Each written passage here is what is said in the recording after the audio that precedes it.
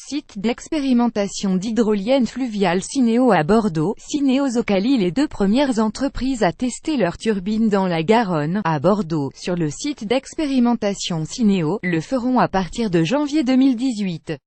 Le site jouit d'une double attractivité, pour ses courants marins mais aussi pour implantation en cœur de ville, facilement accessible aux prospecteurs. L'année 2018 s'annonce une année phare pour le site d'expérimentation d'hydroliennes sur la Garonne, baptisé Cineo Site expérimental estuarien national pour l'essai et l'optimisation d'hydroliennes, 7 ans après le début du projet qui a nécessité un financement de 3 millions d'euros. La plateforme va enfin accueillir les premières turbines à utiliser les courants fluviaux, en début d'année 2018. Plus grand que à lire aussi Bordeaux, un site pour tester des hydroliennes fluviales et une nouvelle centrale photovoltaïque dans les tuyaux. Les entreprises de cette filière naissante testent leur technologie avant commercialisation. Cineo, un site bordelais attractif. L'installation d'HydroQuest, implantée à Grenoble, avait été annoncée pour cet automne mais elle a été reportée à janvier 2018 pour des raisons techniques. Et l'entreprise DesignPro, basée en Irlande, vient d'annoncer qu'elle allait elle aussi y expérimenter une turbine, à partir d'avril 2018.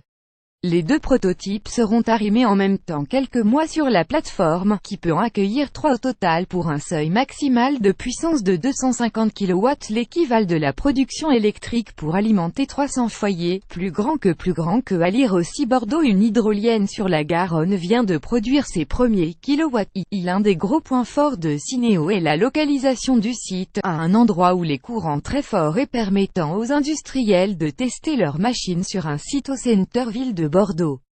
Il existe un site d'essai en mer en Écosse mais il est beaucoup moins accessible, souligne Marc Lafosse, président du cabinet d'ingénierie énergie de la Lune. L'attractivité du site est importante pour les entreprises qui y font venir des prospecteurs.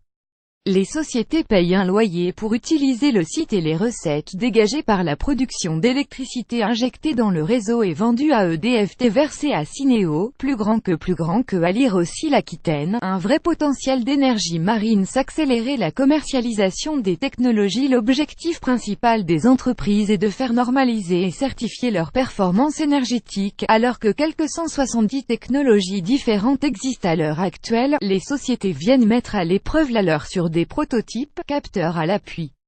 Énergie de la Lune réalise aussi un suivi de l'impact environnemental des hydroliennes, en réalisant un suivi acoustique, en analysant comment réagit le fond et quel est le comportement des poissons, détaille Marc Lafosse.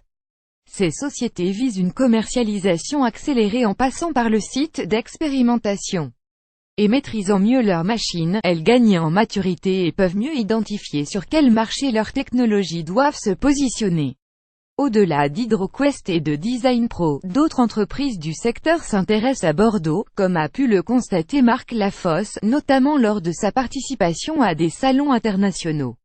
L'objectif est aussi à terme d'attirer ces entreprises à implanter des projets sur le territoire régional même, en mettant en avant ses atouts dans l'aéronautique, les chantiers navals, l'énergie des matériaux.